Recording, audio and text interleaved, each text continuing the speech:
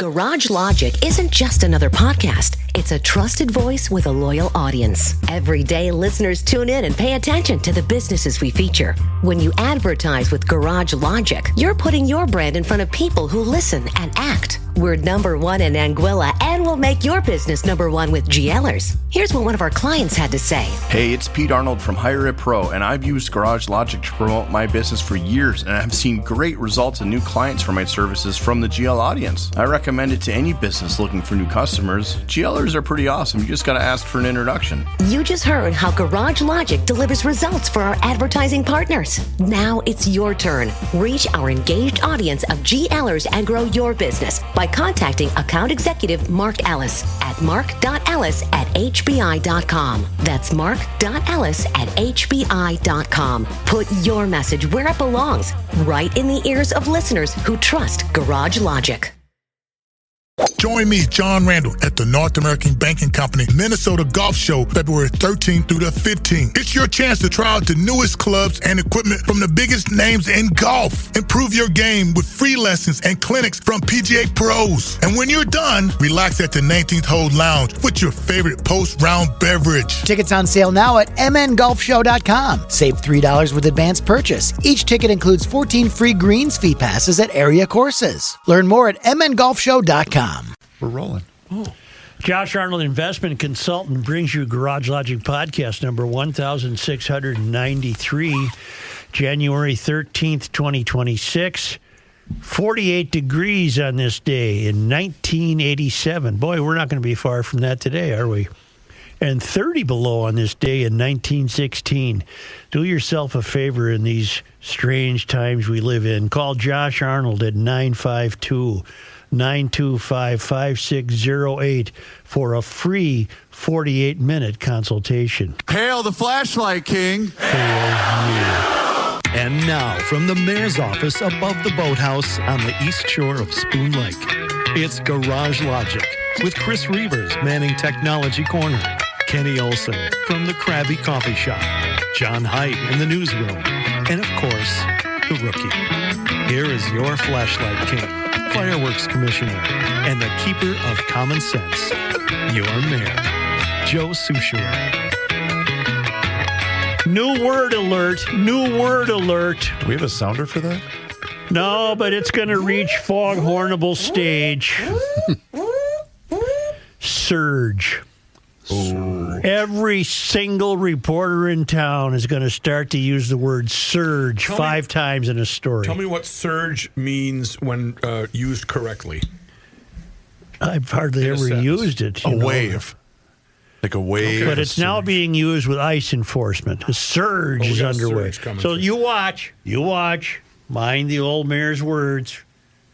Surge is going to become your new iconic and the rest of these. May I ask a question? Hubris and everything else. As a journalist, which one bothers you more? As if a reporter was to use surge or uptick? It's joining the ranks of uptick. Okay. I would be favorably opposed to both of them. Do you remember favorably opposed? Does that even make sense? He got on. You dug yourself a hole. Yeah. Do you remember the soft drink surge? Oh, yeah, surge. He was in favor of being opposed. Yeah, it does make sense. And this just in. Have this ready. God, you were so smooth. I thought you were having a seizure. Wait, is that a break? Are we taking a break? No, it's breaking news. Got it. Seizure, but yeah, I got it. I think he wants to break. Nobody saw me do that. I think he wants to break. No. Are you having a This is from Joe. Joe wrote me this breaking news. The Safari Restaurant has announced a grand reopening for the next 2 weeks to feed all the Minneapolis school kids while the schools are closed. Hey, now. What do we got? Food fraud. Speaking of the what restaurants. What happened to my voice there? Wow. In case you guys discussed this in my absence yesterday, the list of the restaurants that have shut down. Yeah. Wow. It's growing. Well, that'll happen. Who's going to feed all the kids? That's just in, and it's real breaking news. Joe Thompson has resigned. Are you kidding? Much to our loss, I would say. No reason has been given, although he has been. Well, let me see if I can parse this out. Oof.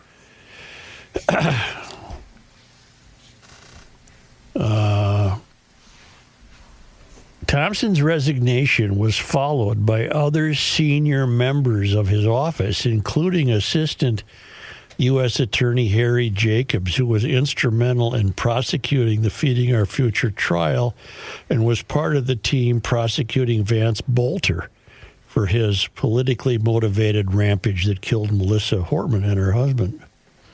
Assistant U.S. Attorney Melinda Williams is also among the departures. He covered high-profile cases during his brief tenure, which began only in May of just this last May. Mm-hmm. God almighty, he got a lot done, didn't he? Thompson has been most notable for uncovering fraud throughout the state. He's a native, by the way. He's from Osseo. I wish he'd stay and run for governor. He could save this state. Our state is far and away the leader in fraud, and everyone sees it. Thompson told the Star Tribune editorial board last year he has claimed that fraud is in the billions. In a statement, Minneapolis Police Chief Brian O'Hara lamented the loss of Thompson. The legitimacy of the justice system depends on institutions, not rhetoric, O'Hara said. Joe Thompson is an institution within law enforcement. O'Hara said the fact that Thompson is leaving at the same time that the federal government is using fraud investigation to justify a what of ICE agents? Surge. Thank you. I told you. It's going to be everywhere. You skipped a couple of words. He said the fact that he is leaving is notable. But yes. That is very, very notable. Yeah. When you lose the leader responsible for making the fraud cases, it tells you this immigration enforcement isn't really about prosecuting fraud, O'Hara said. In an internal email, Minnesota's U.S. Attorney Rosen directed staff to say nothing about the FBI investigation into the shooting of Renee Good. Say nothing specifically to law enforcement and media. Only assistant U.S. attorneys designated by him may speak to investigators about the federal probe. The shooting investigation is highly sensitive, Rosen wrote. It has been the subject of continuing inflammatory statements by state and local elected officials. What is your take? I have my take, but I can only take a guess at it. I have no firm. What is your take on the chief's assumptions? The chief's assumptions strike me as he's very sorry to lose Thompson because Thompson validated the work that police do. He took his role seriously. He prosecuted people. And I think the chief is saying that we could have counted on Thompson to prosecute this ICE case, but I'm just putting words in O'Hara's mouth, which is not fair of me, so I won't. I'll just say I think what O'Hara might have meant was I think the word has come down from the top in Washington to don't let Minnesotans handle this shooting case. Let's leave this completely in the hands of my Kash Patel FBI. Oh, boy, my brain didn't go there at all. My brain went to the fact that he was somehow alluding to the fact that the federal government using this case against fraud are using this case against fraud to justify the increase in these ICE arrests, and somehow this doesn't sit right with Thompson. That's where my brain went. Yeah, that's the way I took it, too. Well, okay, that would have nothing to do with Thompson, though. Why would Thompson resign? Why indeed? Could it just be a matter of he's just saying there's no end to this, and he's just fed up? You don't think that plays a role? No. Okay. That's the no end to it is job security. That's true. Yeah, that's a good point. Something is under, obviously, his craw and the other people who resign's craw. It's not just, we're all going to resign at once. Or you remember when the federal government found out about all this fraud, they decided to appoint their own investigators. So is that well, Thompson's a federal appointment. I know, but now there's multiple agencies investigating this, and is that sticking in his craw? Too many cooks in the kitchen? I don't know. The problem with not saying why is we're out here making these wild speculations. He promised me a couple times to come on the show, and I've been unsuccessful in getting him to fulfill that. Maybe now he will. Be fun now, yeah. Mm-hmm. Let's try to put everything in context. You know, we've been sitting here the last few days, few weeks, few months, few years, wondering what happened to the state, because I think no matter where you are in the political spectrum, there's a definite vibe that this state is off balance. It's off its axis. It's not working properly. And I couldn't sleep last night thinking about this, and I think it started with the George Floyd weekend. Now, it may have started before that, but not significantly. What happened in the George Floyd weekend and the week that followed was the growing and almost encouraged contempt for law enforcement in Minnesota. Mm-hmm. You had that little squirrel running for city council. Remember the guy trying to get reelected? Philippe Cunningham? Yeah, and he had the sign. He was supposedly a big leader, and defunding police became very popular. Questioning every move the police made became very popular. Officers left, were never replaced.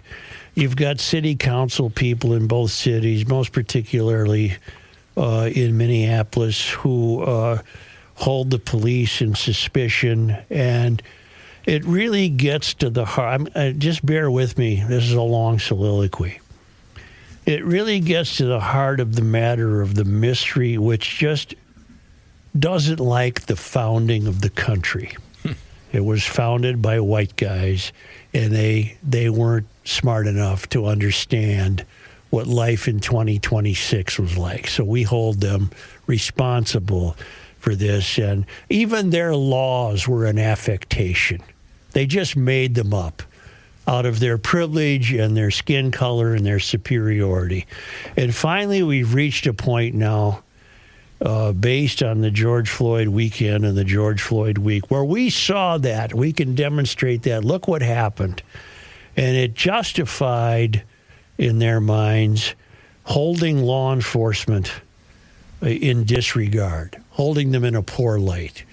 Mary Moriarty almost skinned alive a state trooper who was merely doing his job. Remember that case? Yeah. It's on and on and on. And as part of this cultural shift to hold the law as debatable, something we might hold in contempt, something we don't trust, as part of that, along came sanctuary city movement, for example. There is no specific law in Minnesota that declares that Minnesota is a sanctuary state. It is rather, it's a function of this culture of holding law enforcement in abeyance. There is no law in the books. It was shot down in the legislature. It never could get the votes. But the sentiment is there. And the mayors of both the two largest cities, they've enforced the sentiment by instructing police that they can't question the origin of somebody they arrest. Where are you from? They can't. So this became a really comfortable place for immigrants to come, legal or illegal. This became a very comfortable place because the people running the show in Minnesota were more than welcoming. It was a way they could continue to thumb their nose at conventional America. Mm-hmm. And we don't need your laws. In fact, we intend to disregard the law. We already hold police in contempt. We disregard the law. And so we get this influx of people moving here, and the police aren't even allowed to wonder about them. So, and you have a Hennepin County attorney who very seldom would prosecute the kind of people who should be prosecuted. And now the years go by, and then the fraud fits into this. The fraud has been committed by a certain group of people who happen to be people of color, and the same people who are bringing you a disregard for the conventions and traditions of America are going to look the other way on the fraud. It helps reinforce their belief that we should all have equity, and even if it's stolen from the taxpayers of Minnesota, we're going to look the other way. And so now you got the likes of Joe Thompson comes to town, and he's fighting this wall of belief that we look the other way on this fraud, and he's chipping away at it, and he's chipping away at it, and he's making inroads, he's making headway. The fraud is undeniable. It exists. He was prosecuting people. But the overall vibe of the culture in Minnesota, at least in the metro, I'm sure this isn't true in outstate Minnesota, but I bet you can pick up pieces of it in the larger cities like Duluth, Rochester, the Twin Cities. The overall vibe is that we don't like law enforcement. We don't like authority. We don't like authority. Witness the mayor of Duluth tried to abandon the word chief out of her destroyed, failed academy belief that chief was somehow derogatory. We have a culture in Minnesota that has slid into disrepair by virtue of this abandoning any respect whatsoever for law enforcement. So now we come to ICE. ICE is in Minnesota. It should become more easy to understand why they're ridiculed, why you have people running around with whistles and yelling at them and throwing snowballs at them, because it's an outgrowth of this culture that's been permitted to exist in this state, because we've been led by adult children who led the movement to hold law enforcement in such low regard, such low opinion. So it shouldn't really be any wonder that people are out on the corner, because, my God, they're attacking my brothers and sisters who are here from Ecuador or Mexico, and these people are the same as us, and they have every right in the world to be here. We don't care if it's legal or not, because we've already been told in Minnesota we have a culture we don't really regard legality. We don't believe in authority, and we don't believe in this kind of system. So therefore, to me, it's no surprise the street corners are full of people ridiculing ICE. Where am I going with this? I don't know where I'm going. You know what that stems from? I'm taking a pause in my own. And not in every case, but in some cases, this is one of the first times they've ever been held accountable. We've seen it in schools where the people you're describing. We've seen it with behavior in schools as early as elementary school. Kids aren't held accountable for their actions. And if I'm wrong about the good shooting, then I'm wrong. But another way to look at it, given this context of the culture that's developed in Minnesota, people are shocked that she was shot. They're shocked. I personally still don't believe that she was going to use her car to mow down cops. Maybe she was. I don't know. But what the people gathered on street corners in front of the Whipple building and standing outside Target stores, what they believe is you had no right to inflict justice here. We don't believe in it. We don't believe in authority. We don't believe in law. We believe that that's all an affectation created by flawed founders of the country. We have wholeheartedly embraced the idea that you don't belong here. Maybe that's part of why Thompson said, "The hell with this place." I have no idea. But it doesn't seem to be a mystery to me that people are going nuts for ICE's presence.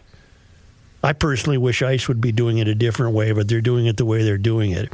It doesn't surprise me at all that people are going crazy because ICE is here, because ICE is, and it's even compounded that not only is ICE the presence of authority and law enforcement, which we are disabused of, it's worse because they were sent by Trump. And that compounds the problem. These are Trump people. Therefore, we hate them. And that's Minnesota. This wouldn't take place in every state. It might take place in Illinois. It might take place here. It might take place in Oregon. It might take place in the state of Washington. There are states where Mysterians have been successful, including here, chiefly here, have been successful in reducing respect for the law to a whim. And so it's not surprising me that people are going crazy because ICE is here. They represent Trump.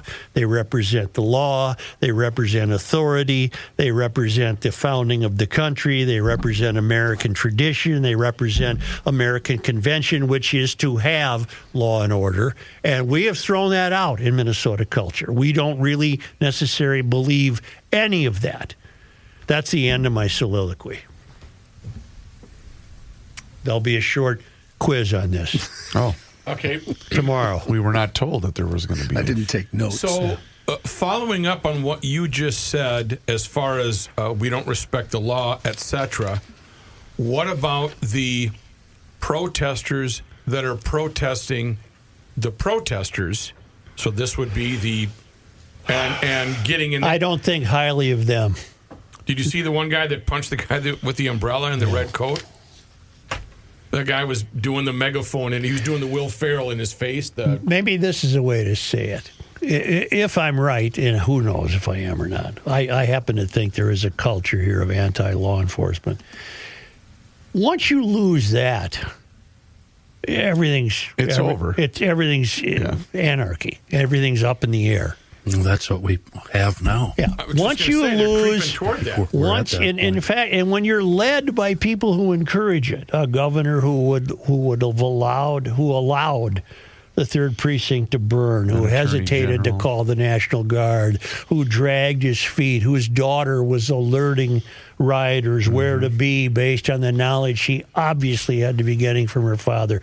Once you let respect for the law go out the window, well, everything's going to go up, and everything's up in the air. Everything. And I think we have political leaders on both sides of the aisle that are fomenting this unrest with their comments. Yes. Including the governor last week, and obviously a lot, the vice president and everybody else on the right. Yes. I think both sides are, I think we're caught in the middle. And now we're fighting with each other. Neighbors are fighting with each other over something like this. And I don't think neighbors would be fighting each other if the law had held firm in Minnesota, if the culture did not change so dramatically. I think the culture has changed dramatically. Look at the way, you've all seen the news clips, and look at the way people talk to police when they're stopped for a routine ticketing or speeding or whatever. They have there's no respect for law enforcement. They already have an edge on their shoulder. And let me repeat, it's compounded by ICE having been dispatched here by Trump, who did not win Minnesota and is loathed by the Minnesotans who didn't vote for him. He is that petty, yes. Well, and the fact that we have Ilhan Omar here and 75,000 Somalis. More on that Somali movement in a moment. Okay. Right now, I want to tell you that winter's a real winter this year.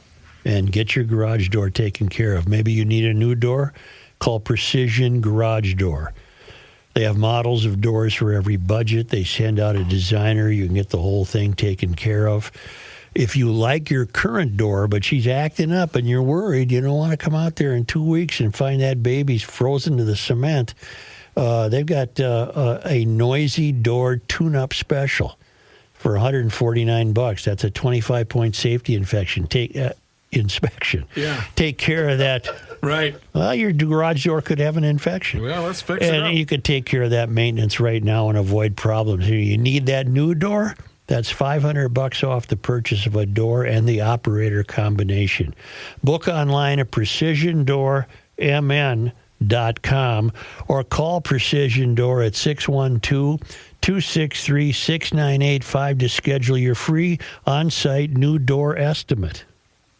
At Arizona State University, we're bringing world-class education from our globally acclaimed faculty to you. Earn your degree from the nation's most innovative university. Online. That's a degree better.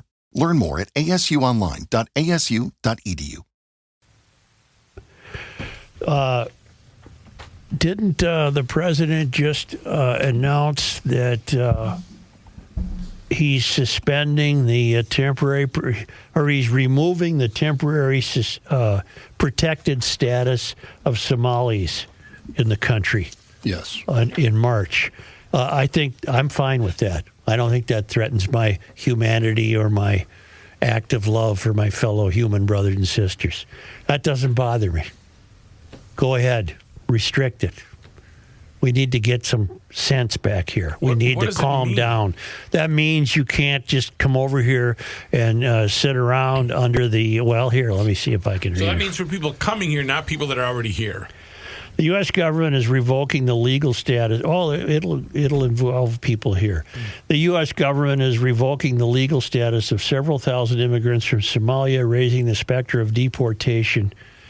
A Department of Homeland Security official said the Trump administration has decided to terminate Somalia's temporary protected status program, which allows beneficiaries to live and work in the U.S. without fear of deportation.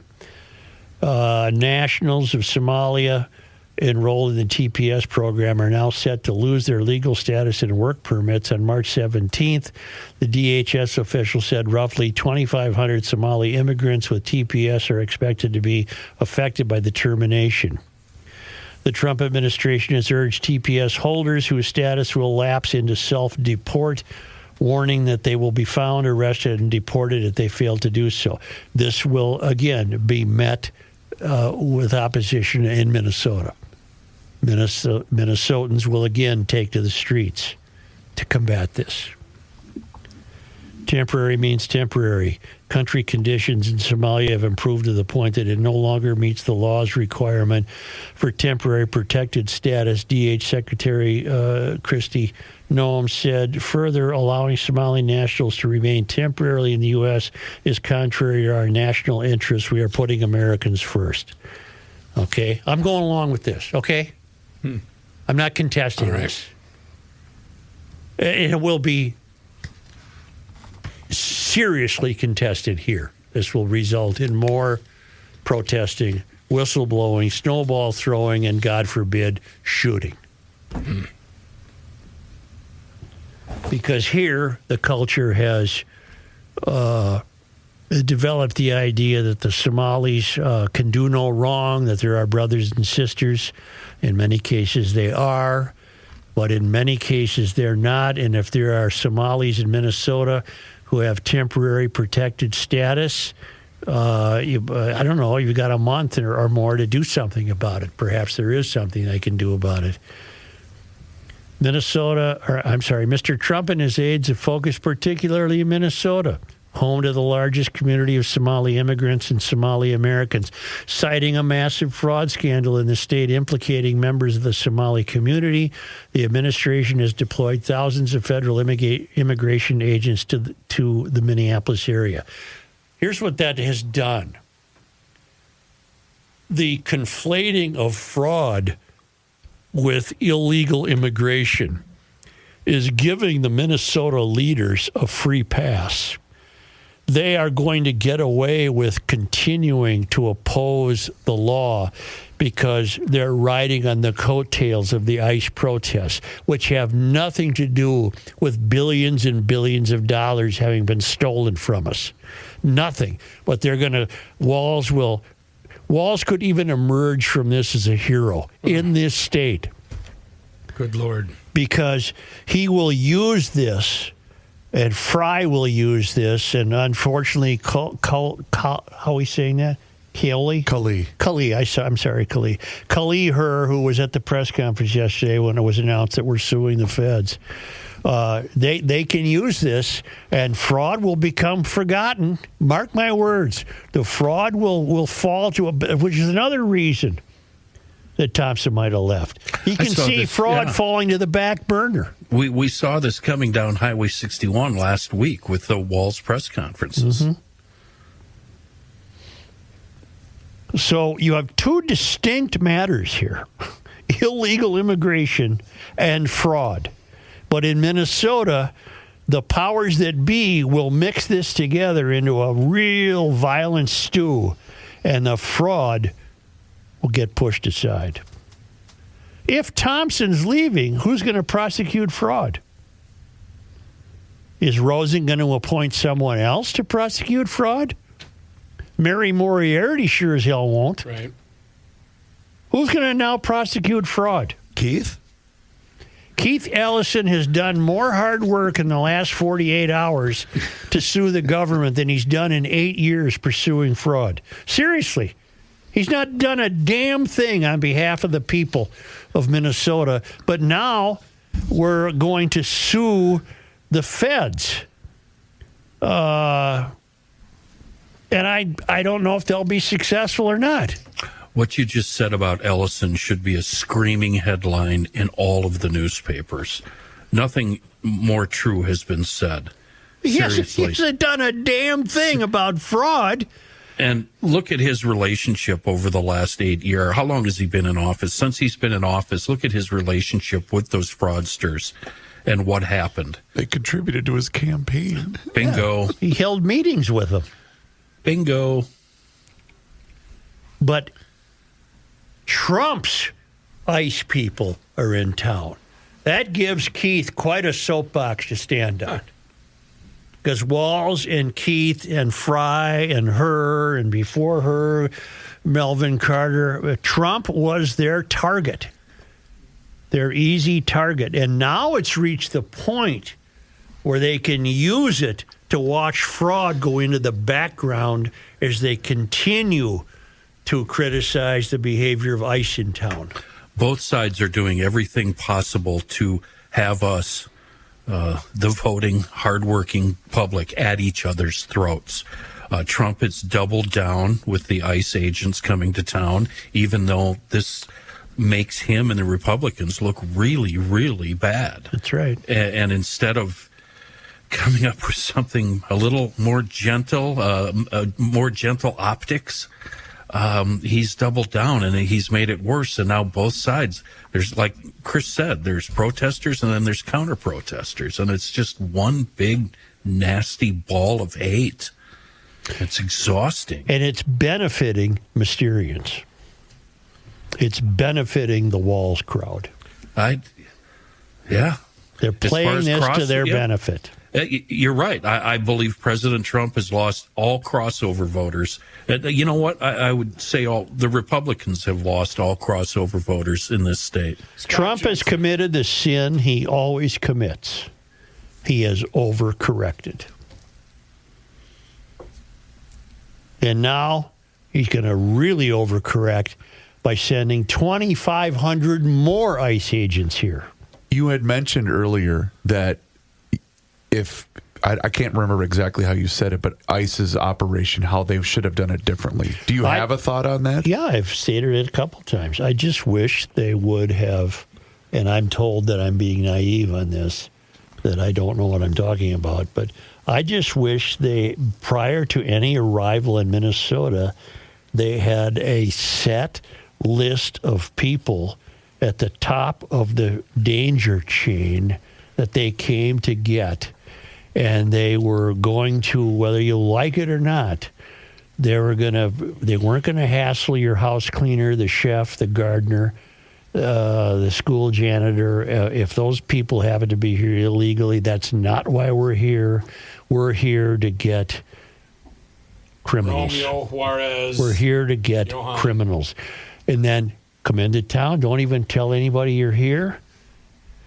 See, part of the problem, too, is even though by law we're not a sanctuary state, by sentiment we are. And local coppers haven't done, their hands have been tied in getting these criminals. So now ICE comes to town. Their hands are tied, by the protests and by the fact that cops won't help them. Yeah, but ICE, if you think of police forces in every city, it's not that they're stealth, they have some decorum. ICE has come in with a blitzkrieg going, we're ICE pounding our chests, we're going to kick your ass. And Well, that is... And I know what all the thousands of people that tune into GL every day just to hate listen and yell and scream at us. We don't want these criminals here either. They had free reign coming over the border. It was almost a red carpet situation in the southern border during the Biden administration. Particularly in this state. And we don't want these criminals here. And yes, we want them gone. I think our big problem is we're seeing how the sausage is made, and we don't like it. We have a governmental culture in Minnesota that will do everything it can to prevent them being gone. Yeah. And... But do you agree with the way ICE came in? Beating their chests and not stealth? Or aren't you almost answering your own question, though? I think he is. Because when it's not being done at the state and the local level, what other option is there? Right. I just would have done it differently. You can't wine and dine them, Matthew. These are criminals, and they're going after them. And they're meeting resistance, so they're defending themselves. But the view of the public, which has developed over the last 10 years, a culture of not liking law enforcement, the view of the public is that these are evil Trump invaders. They're not. They're guys that work here, right? I mean, some of them are imported in, but aren't there a significant amount that are localized? And I hate to make this prediction, but there'll be more deaths. If this continues, Don't say that. well, how could it be otherwise? Well, I don't want it to be. I mean, I can't. You're probably right. In the eyes of the state, you have evil Trump enforcers in town, and you've got a state encouraging resistance to them. Where are you? Once you let your culture become free of the conventions and traditions of law, you got nothing. You are totally up in the air. We still stop at red lights, but not even all the time. Oh. Certainly not during a blizzard. I'd blow all those red lights. Those are stoptional. Going right through. Stoptional. It is stoptional, isn't it? Totally. Yeah. Especially since we don't plow the streets. Now, where does that leave GL?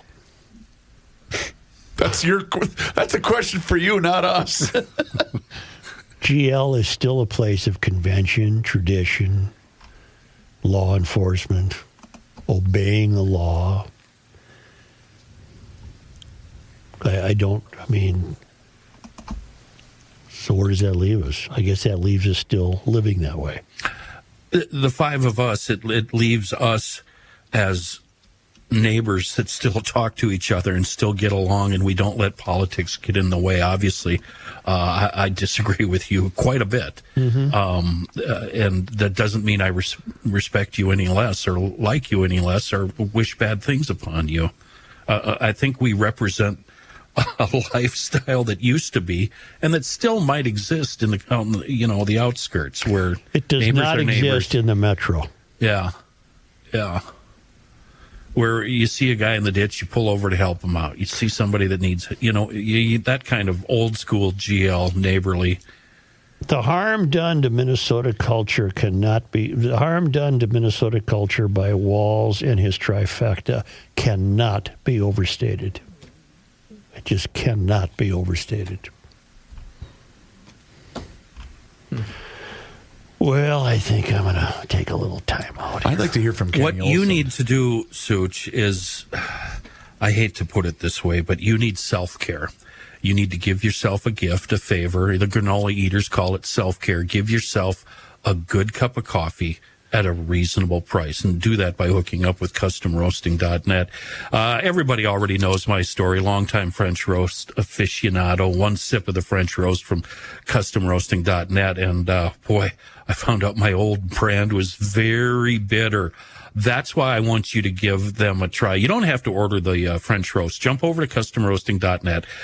Click on that Garage Logic tab, and you're going to find our starter package. It includes 4 10-ounce bags. Now, each one of these is different, starting at mild, going all the way up to the strongest.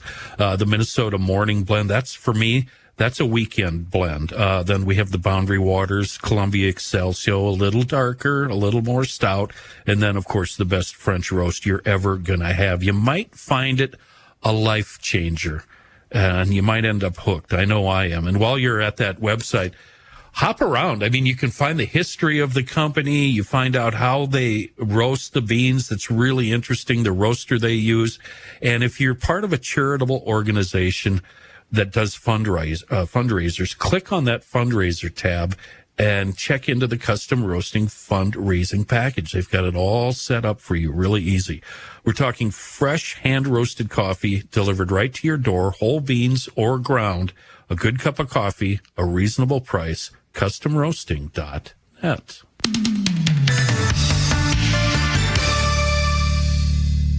Reavers here once again for my guy, Mr. Money Talk, Josh Arnold. Does thinking about retirement make you uncomfortable? Well, sometimes the anxiety from wondering if you've saved enough can be overwhelming. But what if I told you that you could ease those tensions in just 48 minutes? Well, Mr. Money Talk is going to be able to sit down with you and get you on the right track for your financial future. Josh has navigated it all when it comes to uncertain market and economic conditions, and he'll always provide straight talk, never sugar-coated advice on how to reach the finish line with your retirement goals. Don't let your financial worries give you an ulcer or keep you from calling Josh right now. His 48-minute, no-obligation consultation could be just what you need to feel better about your future. Call Josh today at 952-925-5608 and set up your free 48-minute, no-obligation consultation. That's 952-925-5608. Investment services offered by Josh Arnold Investment Consultant, LLC, a security investment advisor. Past performance is no guarantee of future results. All investments involve risk. All comments and opinions are Josh Arnold's and do not constitute investment advice. Chris Reavers is a paid endorser. Let's go. Yeah, the earlier the better for me. Here's a man who spends hours in hardware stores, sifting through the nuts and bolts of life.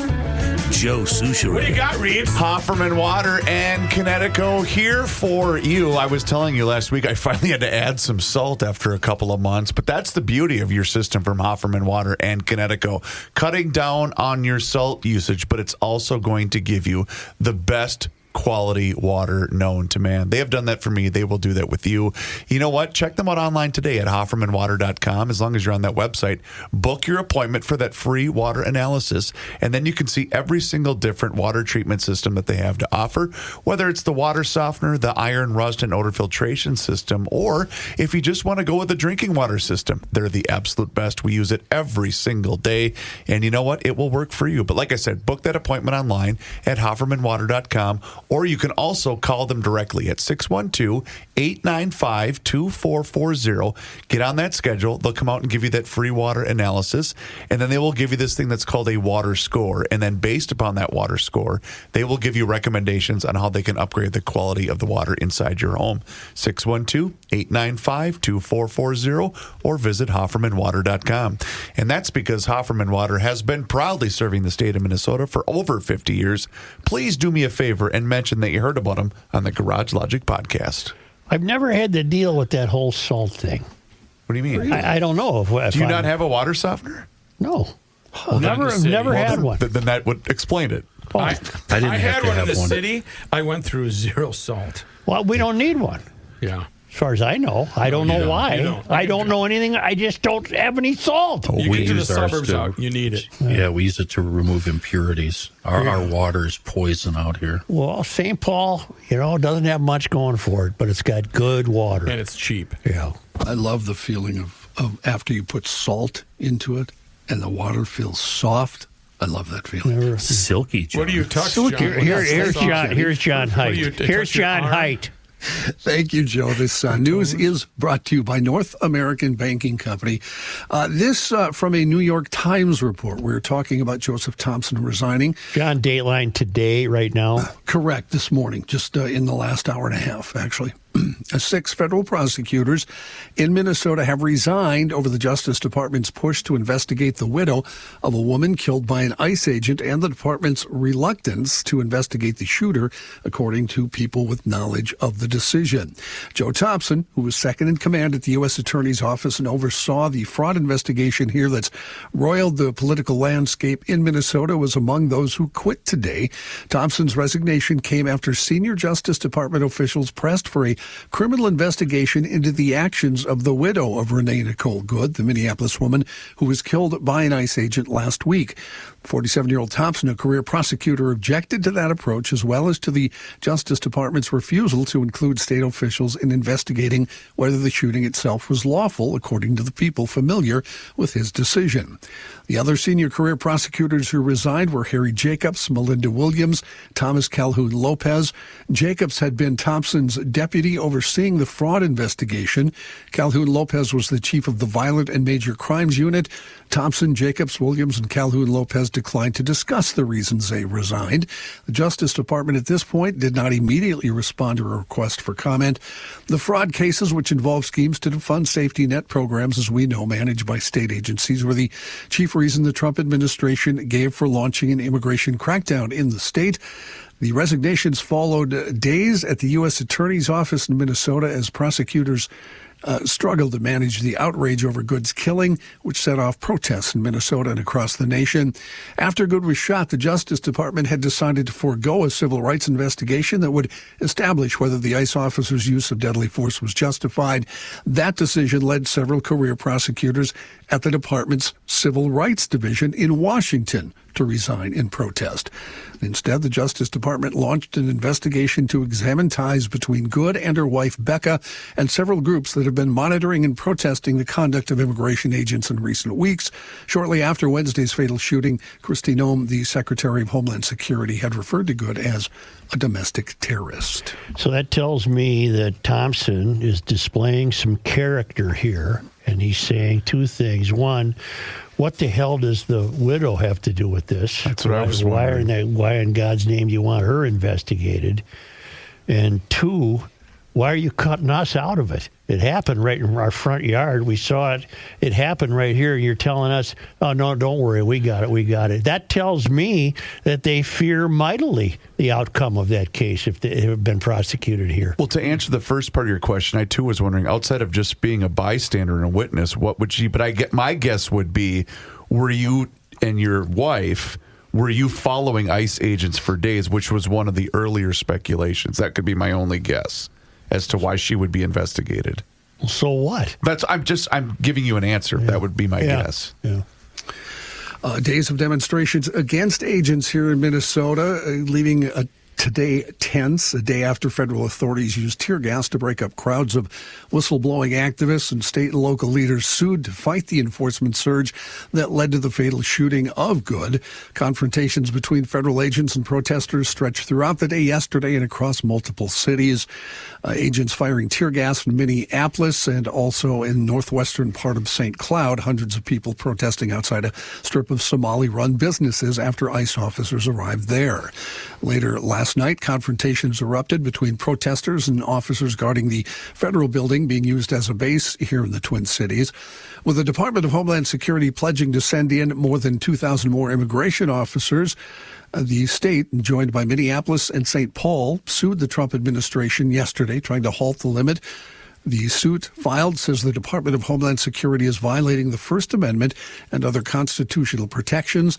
It accuses the Republican Trump administration of violating free speech rights by focusing on a progressive state that favors Democrats and welcomes immigrants.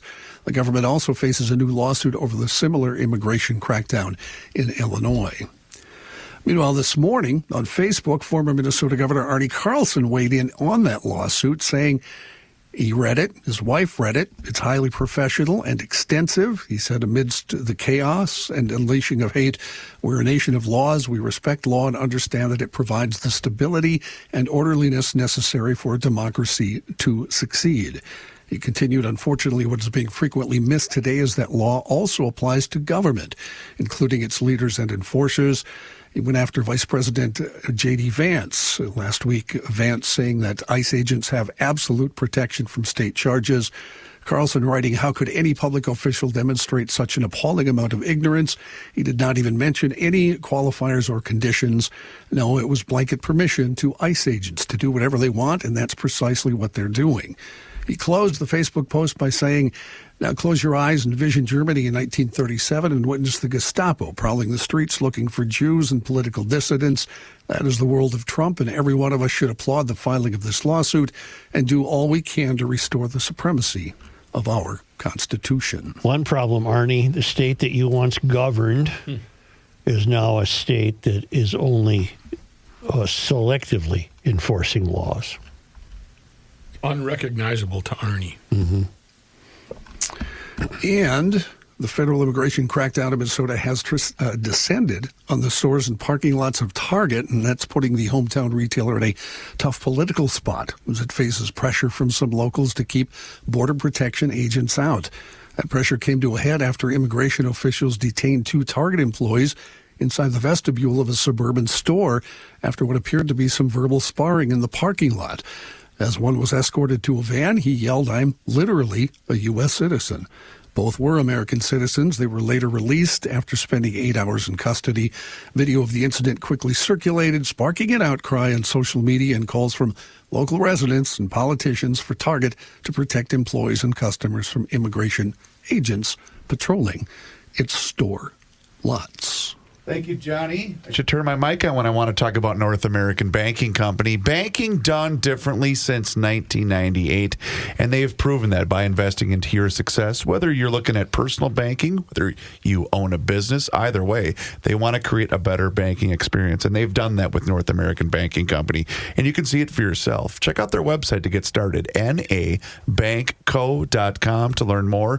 And you know what? It doesn't matter what you're looking to do, whether you're looking to buy a home, perhaps finance a new home renovation project, or get that new car that you've been thinking about. My friends at North American Banking Company are going to be able to help you that, and their experts make everything so easy. See it for yourself. nabankco.com to learn more.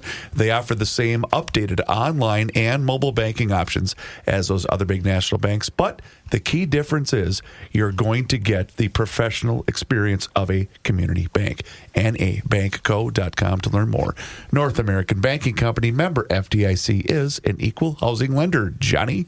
Thanks, Chris. In national and international news, the Consumer Price Index rose at an annual rate of 2.7% in the final months of 2025, a little higher, but close to economists' forecasts and unchanged from the prior month, capping a year when many Americans said they felt squeezed by price pressures. The CPI was expected to rise 2.6% on an annual basis last month. The CPI tracks the changes in a basket of goods and services typically purchased by consumers, like food and apparel. Inflation last month matched November's 2.7% annual pace, signaling that prices did not ease further at the end of the year. Food prices jumping 3.1% last month, accelerating from a 2.6% increase in November. Groceries have remained a sticking point for Americans who have had to stretch their budget to afford basic staples. Ground beef prices jumped 15.5% compared with the year earlier. Coffee was up almost 20%, and bananas rose 5.9%. One food staple that did see a cut, eggs, which fell 20.9% from a year ago. For the eggs, I'm assuming. I just hard-boiled 6 of them last night. Attaboy. Feels so much better when they're cheaper like that. Chris, do you have the time and temp? Please. Yeah, Meanwhile, I keep the time and the temp. I left the other 6 to be normal. What was the process? We don't need to know that. We need the news. Meanwhile, former reserve chairs and top economists issued a statement yesterday condemning that federal probe we told you about yesterday into Fed Chair Jerome Powell as a threat to the central bank's independence. The Justice Department launched a criminal investigation into whether Powell misled Congress about the scope of roughly $2.5 billion worth of renovations of the Fed's headquarters. Powell characterized the allegation as a pressure campaign by President Trump to push the central bank to lower interest rates. The president has criticized the Fed for not lowering rates faster and last month floated suing Powell over the renovation. Trump denied any prior knowledge of the probe into the Fed and Powell. President Trump warned yesterday the U.S. could face chaos if the Supreme Court strikes down his tariff authority, claiming it would be a complete mess for the government to repay the billions collected under his trade measures. Trump wrote on social media that issuing refunds could be nearly impossible, saying the amounts involved would be so large it could take years to determine who, when, and where to pay. The Supreme Court heard oral arguments on the case in November. A decision is expected soon. Speaking of tariffs, remember the $2,000 check President Trump said Americans would be getting from the revenue? Whatever happened to that? Well, apparently he doesn't remember saying it. Oh. He did an interview with the New York Times this past week, and he was asked if there was any time frame for getting those checks to Americans. He replied with, "I did do that," and then asked, "When did I do that?" Oh, yeah. Well, Trump did do it on November 9th, 2025, saying that everyone would get $2,000 except high-income people in the U.S. The claims about the extent of revenue, trillions number that he used, trillions of dollars, were not correct. Tariff revenue for last year stood at about $195 billion. That's a 150% increase over duties collected the previous year, but about 91% less than the trillions he claimed the levies have generated. Economists note a $2,000 dividend for eligible Americans would add up to much more than the tariffs that have been collected up to this point. Can I say something to Trump? It might offer him a small measure of consolation. Please. I really wasn't counting on the $2,000. I had forgotten all about it. On the contrary, I do recall him saying that, and I've budgeted that into my You already spent it. income I didn't, every month waiting for that check. I didn't make a note of it. I went out and bought See? stuff. Yeah. Right. Yeah, that's it. Time to pay the ferryman. In that same New York Times interview, the president said he should have ordered the National Guard to seize ballot boxes during the 2020 election.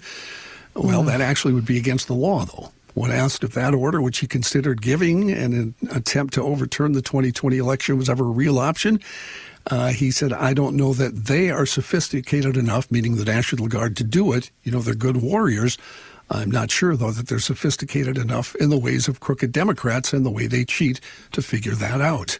Despite lacking all evidence, Trump has long insisted he was cheated in the 2020 election. In December 2020, the White House had apparently drafted but never issued an executive order giving Trump the authority to order the military or law enforcement to seize voting machines. That would be illegal, as states are constitutionally empowered to run elections, with Congress as the federal body with authority to regulate them.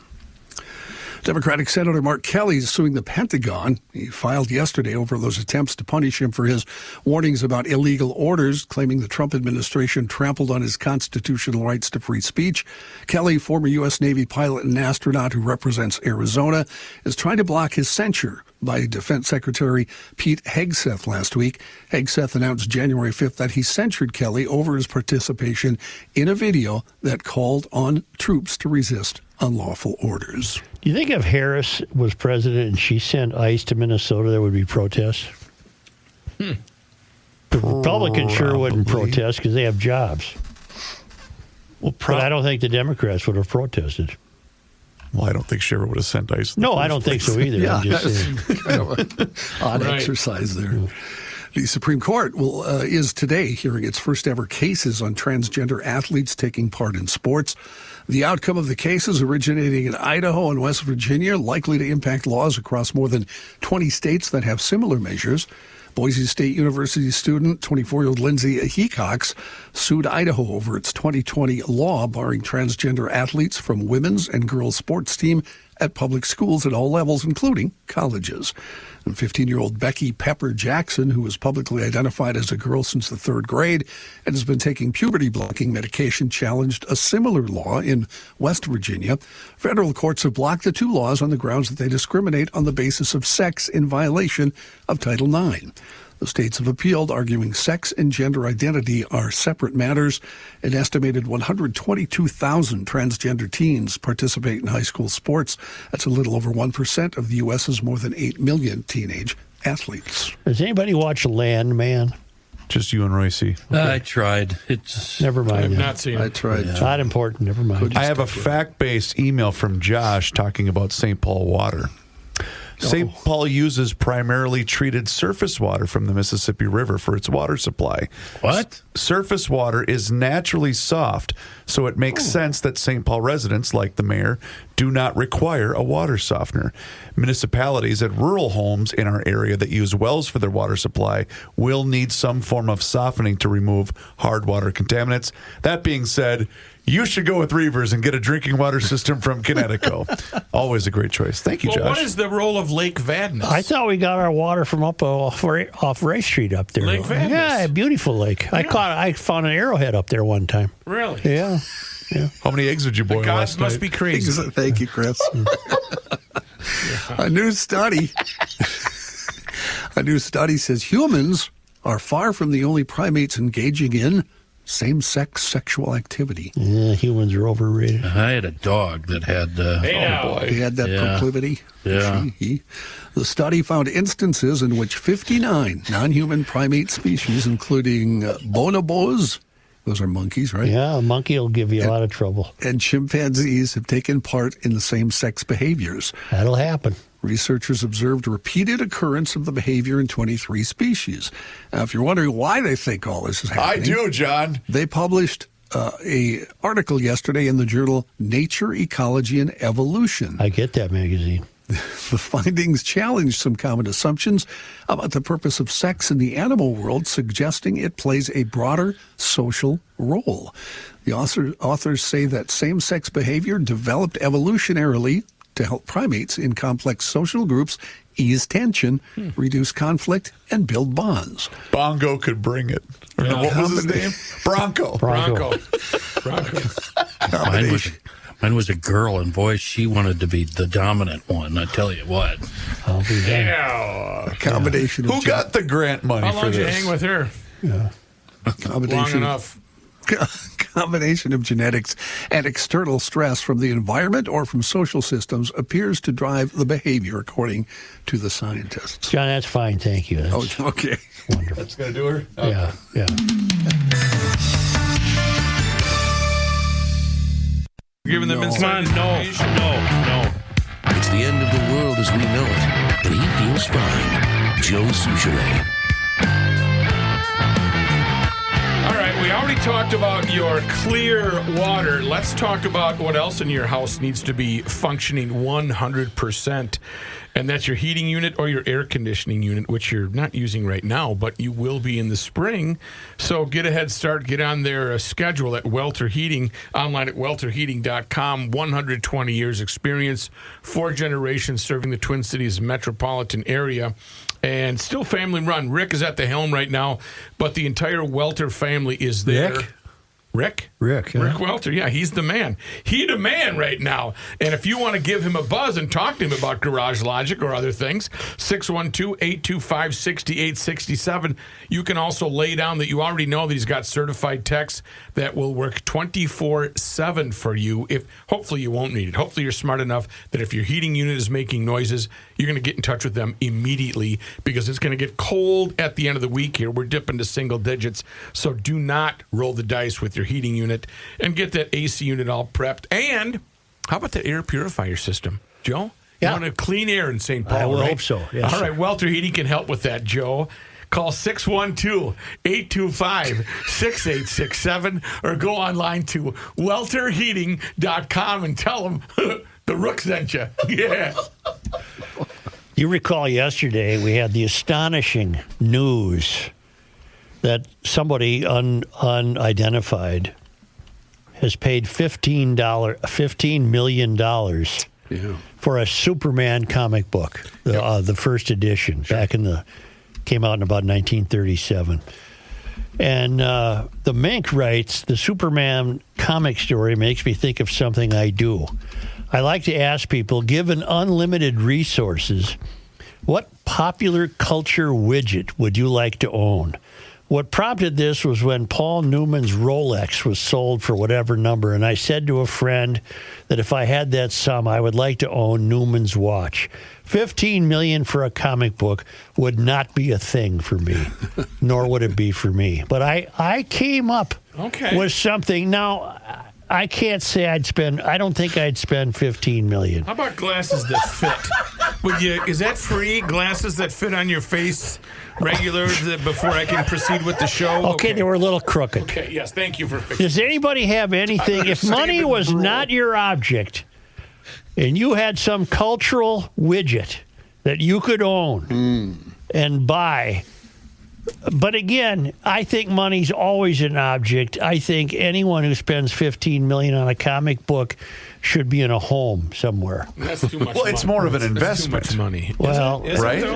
I can't believe it could be worth much more than that as the years go by, because you're running out of people who know who Superman is. And Dorothy's shoes are out because that dude wrecked That's them. it. The mountain guy Stole wrecked them. those. Okay. So, anyone, I know what John Heidt would say. Well, I know a couple things I'd love. Johnny's would be guitar related. Yeah. Yeah, one would be I'd love, because Strats are my favorite guitars with the best sound, of 54 Strat, just because it's a 54. 1954. So but see, I think the game, John, is it would have to be culturally identified. You see, you want a 54 owned by somebody. Oh. You'd want who owned one? I don't know. I mean, I'm sure plenty of guitarists I know have owned them, but I know of. My stuff is you can't purchase. I want to own the Gettysburg Address. Oh, you can't. Cool. You can't. Not for sale. Get somebody to steal it for you. Rare art. I would love some rare art, like Nicolas Cage. I almost feel like I'm playing Hollywood Squares with when I have to turn to Rookie to ask him, because come up with a Sean. What's the game they played on Saturday Night Live? Jeopardy.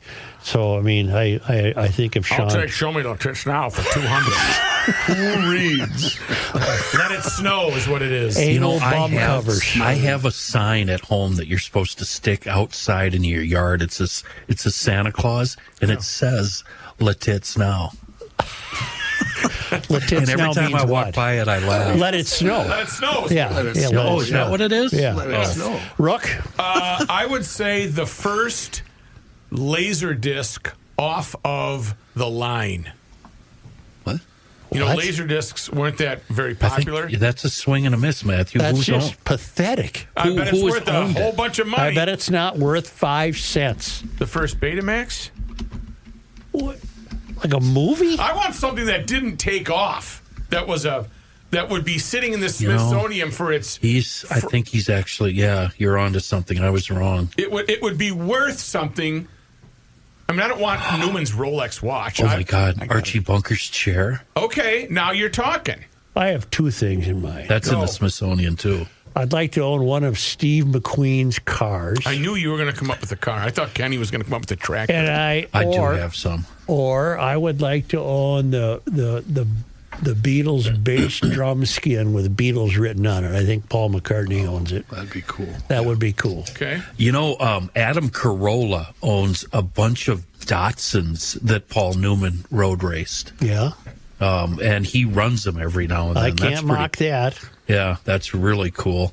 And I just watched a big thing about the original Captain America bike and how first there were 2 and then they were gone and then there were 2 more made for promotional purposes, and how Grizzly Adams had 2 of them. And it'd be fun to find the original and own that. Yeah, maybe Peter Fonda owns it.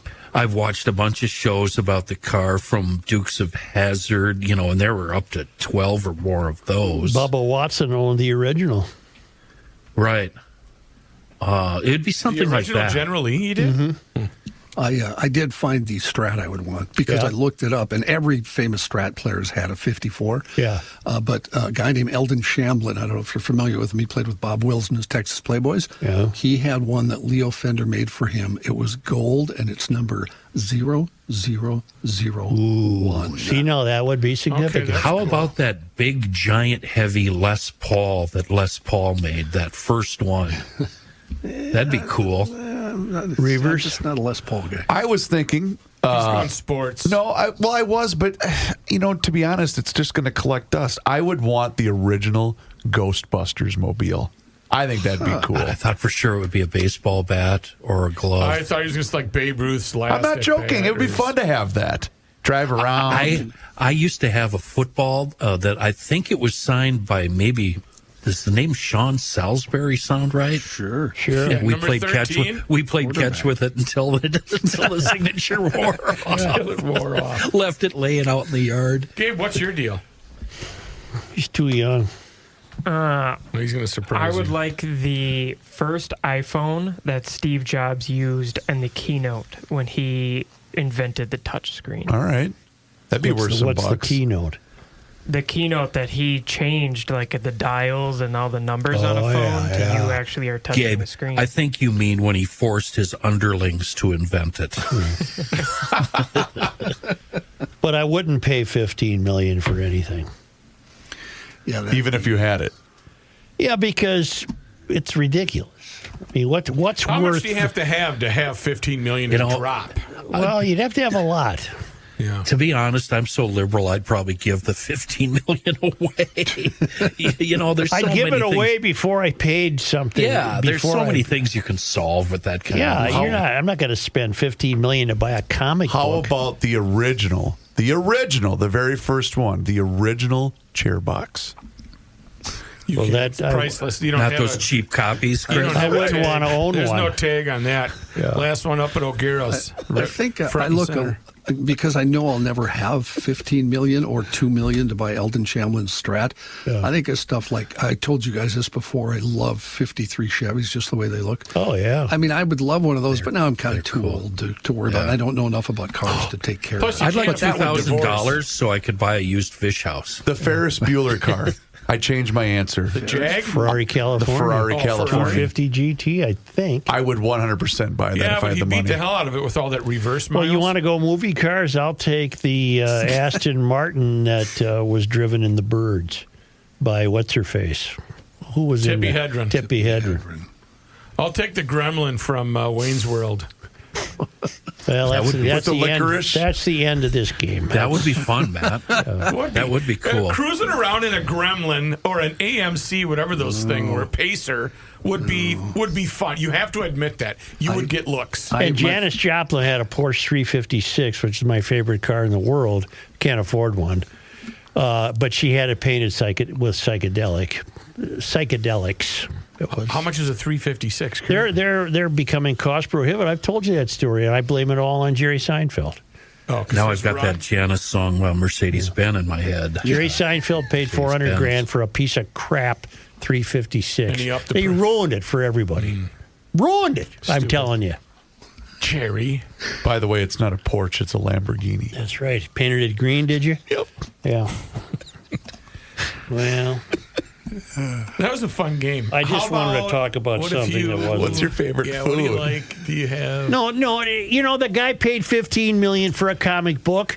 The Mink raised a good question. What would you seek? What cultural widget would you want to own? I came up with mine, the Beatles bass drum cover. The real question there is, what if you're this guy's brother-in-law and he paid $15 million for a comic book? When you see him at Thanksgiving and you're going, listen.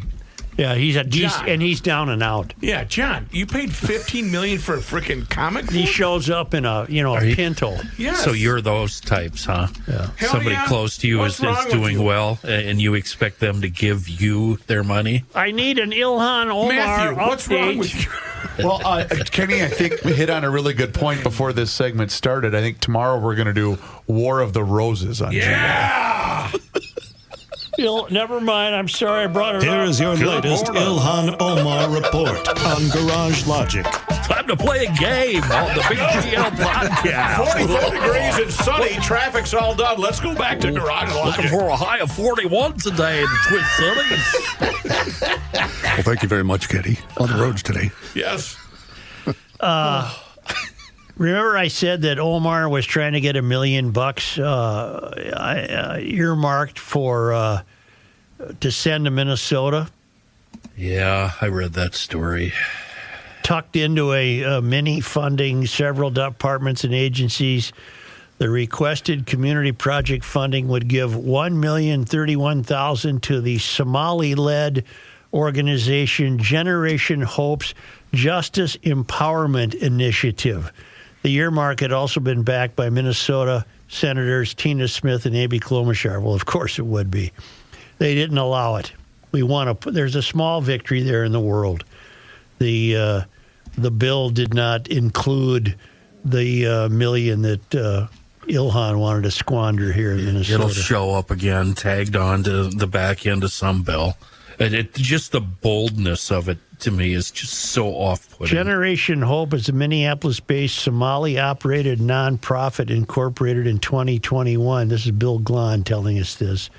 The nonprofit received its IRS tax-exempt status in 2021. IRS records show that only one Form 990 tax return has been ever filed for that organization, and that return covered calendar year 2023. In 2023, the nonprofit reported $167,000 in revenue, which would be some of your money. A search for Generation Hope in the state of Minnesota Charities database returns no results. On its website, the nonprofit lists several funding sources, including the city of Minneapolis and the U of M. Media reports indicate that the earmark was later stripped from the bill before passage. Ilhan Omar had the nerve to try to send $1 million to these people who apparently cannot demonstrate that they've ever done anything worth receiving $1 million of your money. A small victory, but we only can count them when we see them. We'll take our victories where we find them. Ilhan was deprived of $1 million. Here's today's ray of hope. It is. It's a ray of hope. She didn't get to do it.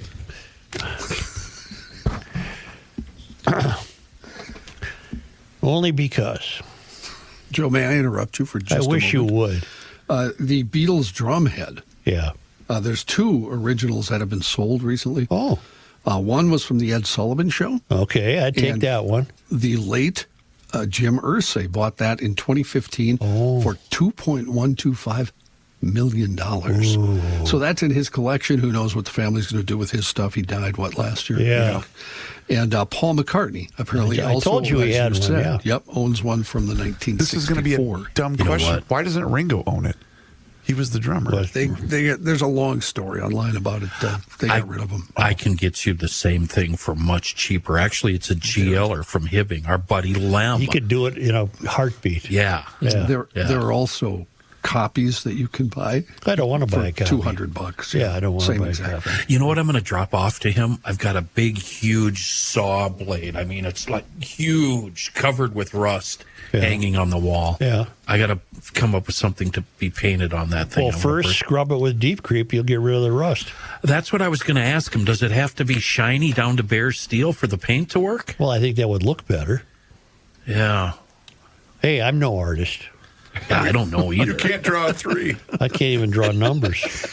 He can't even make a 3 with his fingers. Only because they come to us all the way from Kaiwaka, New Zealand, the home of the traveling Lymans, who can be followed at worldwidewaftage.com. Well, it was on this day. Joe, today is January 13th. Well, on this day in 1944, the cruiser Duluth was launched in Newport News, Virginia, christened by Ella T. Hatch, wife of Duluth Mayor Edward H. Hatch. In May 1945, the ship became part of the U.S. fleet in World War II. Wasn't Mike Hatch an attorney general in Minnesota? Yeah. Wonder if that's any relation, John. Look at him go to that Google. Edward Hatch was the mayor of Duluth in 1944. I wonder if the Mike Hatch generation descended from Edward Hatch. Hatch is a 1966 graduate of East High School in Duluth. Mike is? Mike is, correct. That had to be, maybe this was his dad. I am looking. Can't find the parents. Edward Hatch and his mom, Ella. I'll be damned. 1966, huh? You learn more here by He would have accident. known some hockey players I played against. On this day, Joe, today is the 13th of January. in fact, maybe I played against Hatch. I don't know. 1978, somebody very important died. Hubert H. Humphrey. Oh, what year? 78? That's right. He was born in Wallace, South Dakota on May 27, 1911. He was the state campaign manager for Franklin D. Roosevelt in 1944, a founder of the anti-communist group Americans for Democratic Action. Humphrey entered the national spotlight after delivering a rousing address on civil rights at the 1948 Democratic National Convention. How old would he have been in 1948? 37. He served in the Senate beginning in 1948 and was elected vice president under Lyndon B. Johnson in 1964. He lost to Nixon in a close race for the presidency in 1968, and then in 1970 was reelected to the Senate, where he served until his death.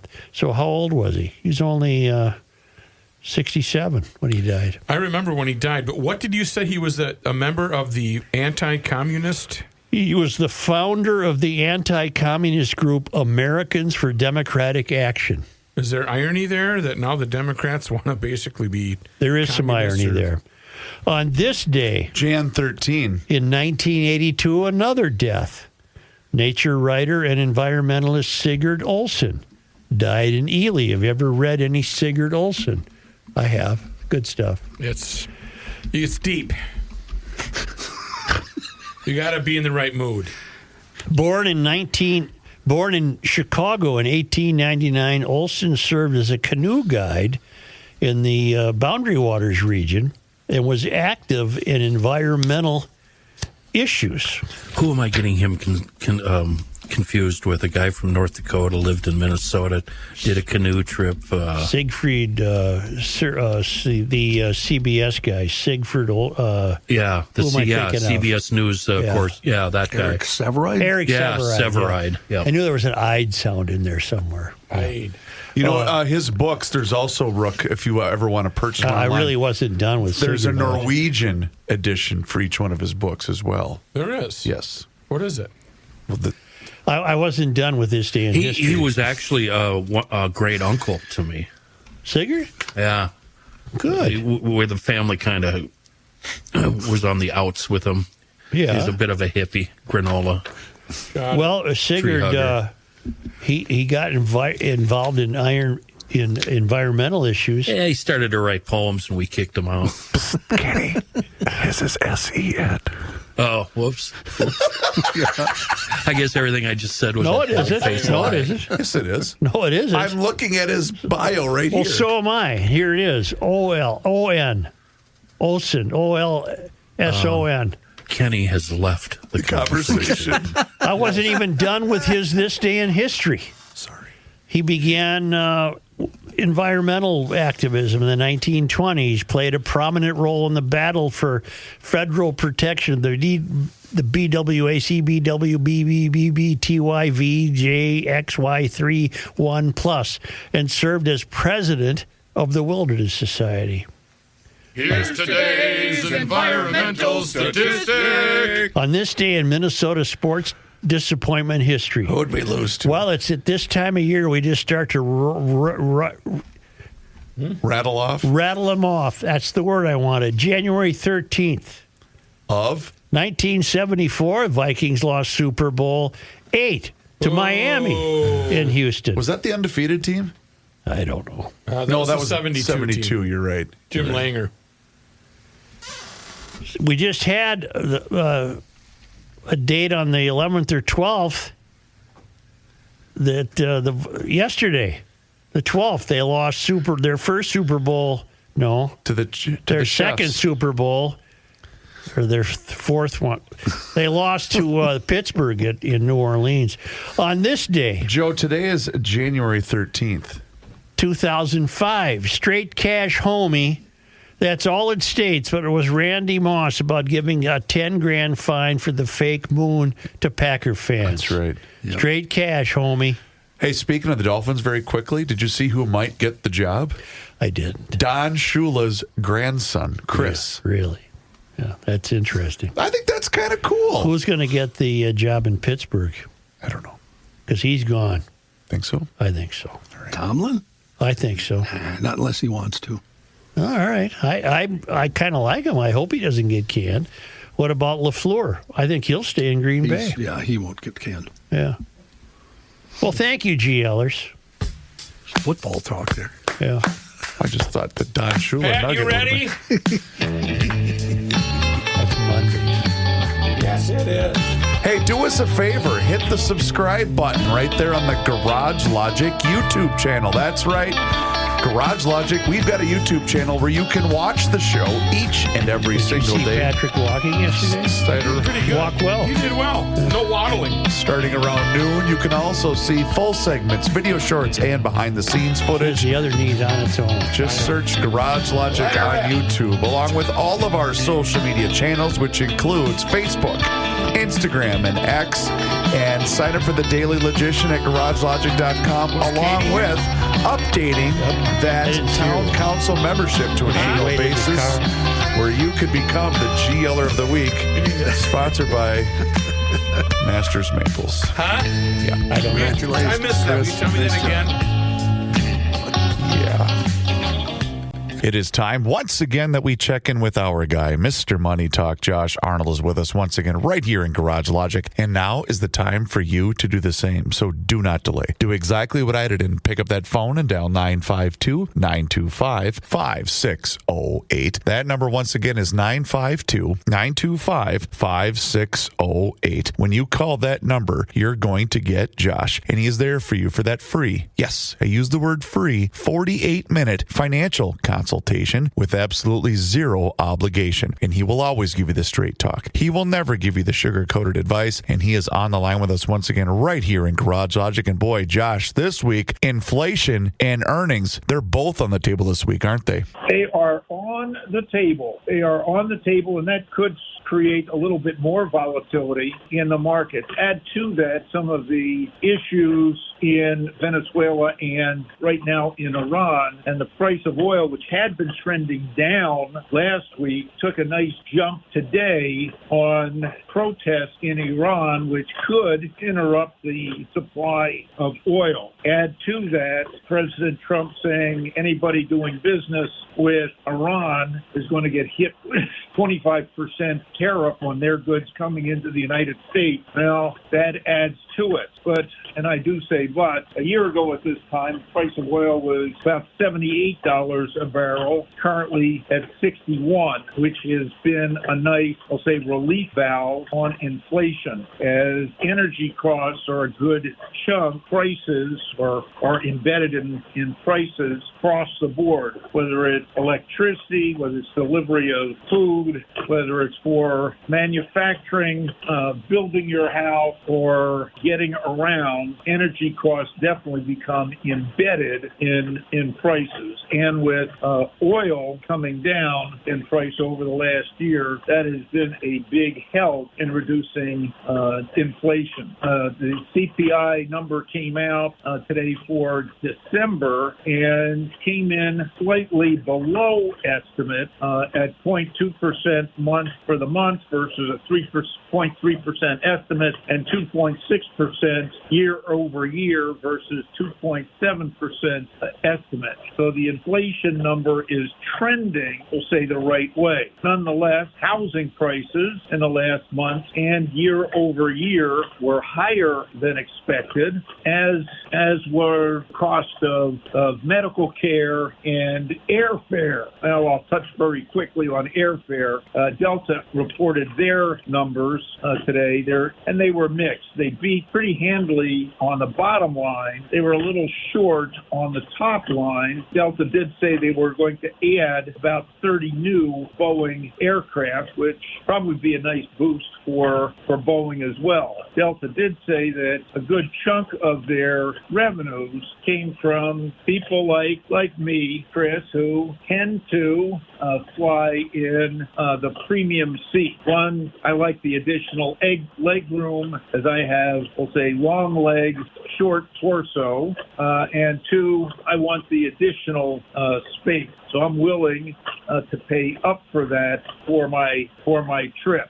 Others might not like that, but that's just me. But Deltas did see some pretty good overall strength in travel, going to help other travel-related companies, including Booking.com and Expedia, going forward when they report their numbers. Another interest in the airline is local Sun Country getting bought by Allegiant Air. That should, and the price is $18.89, a combination of stock and cash. But with that purchase, that could provide some more Sun Country flight, I'll say, out of Terminal 2 in this area. Now, back to the CPI number. Airline prices, we said, were going up. Housing prices went up. Medical care went up. And the other big number going up in the CPI was electricity costs. Why does electricity costs go up? Well, you've got a lot more demand for electricity, not only from homeowners, but businesses, and also data centers are using tremendous amounts of electricity. And also, this is my estimate, cost of proving the grid has gone up. So with inflation, we'll say still at 2.6% year over year. The Fed, which right now is the Fed chief, is under fire, to me unnecessarily. But with the Fed now faced with their target of percent inflation still way above that. Job growth has slowed. The jobs participation number has come down to 62.4%. which to me is not a good number. The Fed could be in a predicament at their next meeting on whether to keep interest rates flat or start cutting them more than they anticipate. To me, however, it's not so much cutting interest rates, but it is cutting out the Fed's restrictive policy of selling bonds into the marketplace, which drives yields up and drives prices down. I would sooner the Fed stop their quantitative tightening policy and go to a more neutral stance, or even start buying bonds back.